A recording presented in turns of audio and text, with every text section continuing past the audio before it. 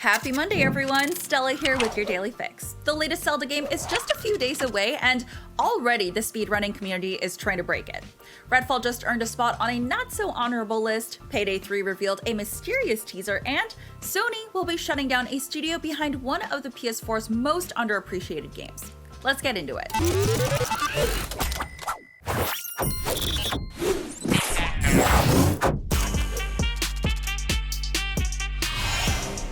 We only have 4 more days until Zelda Tears of the Kingdom hits stores, and already speedrunners are finding ways to break it. IGN spoke with Zelda Speedrunners Player 5 and Tallest Thomas to find out how the speedrunning community is going to handle this return to Hyrule. Player 5 is currently the world record holder for the fastest any percent time in Breath of the Wild, making it from the start of the game through the final battle with Calamity Ganon in 23 minutes and 50 seconds. That includes getting the 4 Sheikah Slate powers. Insane, right?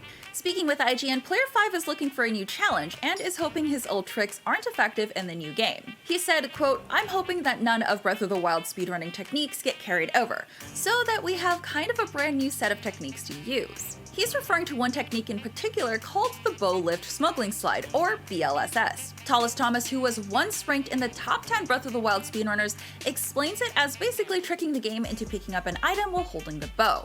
If you step onto a ledge at just the right time with just the right button inputs, you'll zoom across the map way faster than you're normally able to. However, Tallest Thomas isn't the biggest fan of the technique.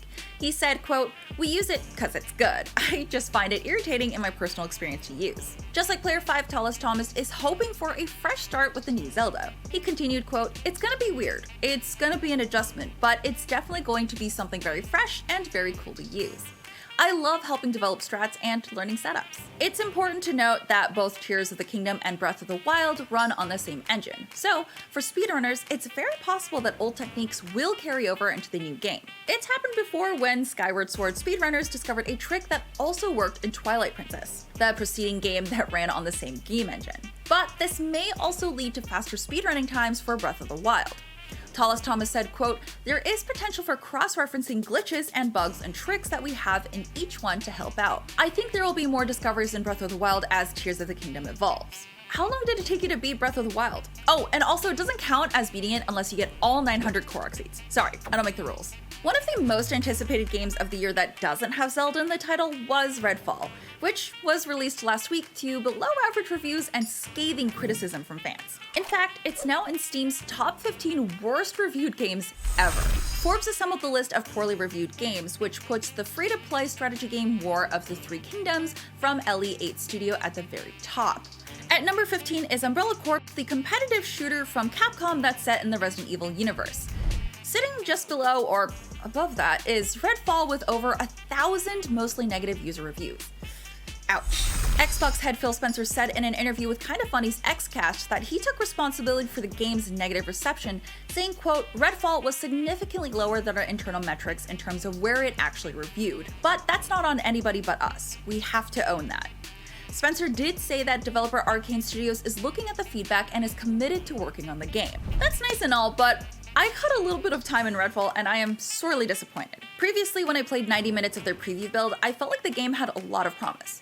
Normal difficulty was actually kind of stressful and challenging at times when you got overrun by enemies, and the AI actually reacted to you properly. But preview builds are carefully curated vertical slices of gameplay meant to showcase the game's best qualities. The Redfall that was released almost feels like a totally different game. I was so disappointed with how empty the world felt and just how easy the enemies are to kill, even on the hardest difficulty. I actually died from full damage way more than I did with actual enemies. I really wanted this game to be good and play with my friends, but after my 3 hours in this game, I'm totally fine on installing it until some big fixes are put in. There go my dreams of being a badass vampire hunter with my friends. Well, I guess it's back to Vampire Survivors all by my lonesome. The Payday 3 teaser trailer aired today, and it is certainly a tease. It features a man cloaked in darkness stating, "Alright guys, it's a simple job," then revealing the title card Payday 3 with the text, "Gameplay this summer, don't miss out." Like I said, there's really not much to this, and we did get the promise of getting a gameplay reveal by the summer.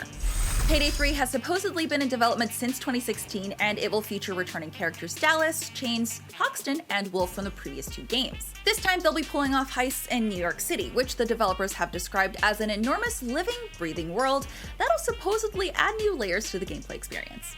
At least that was the story back in 2021. It's been quite a bit of time since we've gotten any news on this game, so I'm dying to see this gameplay. Payday 3 is set to launch on PS5, Xbox Series, PC, PS4, Xbox One, and even the Nintendo Switch sometime this year. Fingers crossed it's still on track. The Steam page offers way more info, just so much in-depth stuff. Yeah, no, I'm just joking, it's a vague description. Finally, some bad news. Sony has announced that the first-party PlayStation studio PixelOpus is shutting down June 2nd. PixelOpus was the studio behind creating Concrete Genie. In a tweet today, PixelOpus said that their adventure has come to an end, but also thanked their fans. As we look to new futures, we wanted to say a heartfelt thank you to the millions of passionate players who have supported us and our mission to make beautiful, imaginative games with heart. We are so grateful. Sean Layden, previously the president and CEO of Sony Interactive Entertainment America, tweeted his reaction to the news. Not gonna lie, this is a deep cut. So loved working with this team and watching them level up to deliver the genre-busting Concrete Genie, all while maintaining a culture of support, inclusion, challenge. Now a new adventure awaits. Only the best to every team member.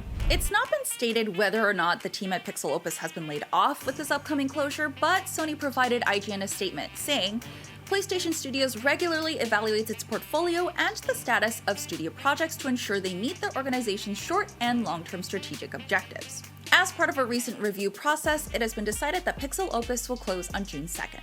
PixelOpus was founded in 2014 and was behind Entwined, which surprise launched on PS4 during Sony's E3 press event, and more recently Concrete Genie, which was extremely well received by fans and critics alike, but didn't seem to make a splash sales-wise. PixelOpus was reportedly working on an untitled project in collaboration with Sony Pictures Animation, but this has not been confirmed to be cancelled or moved to another team. We'll keep you updated as soon as we hear more updates on this. Have you speedrun any Zelda games before? I really wanted to try and speedrun Bloodborne, but that didn't go so well, and they patched out so many speedrun tactics. I cannot wait to see what people do with Tears of the Kingdom. Now that you're all caught up in the news, check out our fun feature on a sword expert reacting to the Breath of the Wild weapons. I love these expert react videos. They're so silly. Be sure to follow us on all of your social media, subscribe to us on Snapchat, and keep on gaming. I'm Stella Chung, thanks for watching, and I'll see you next time.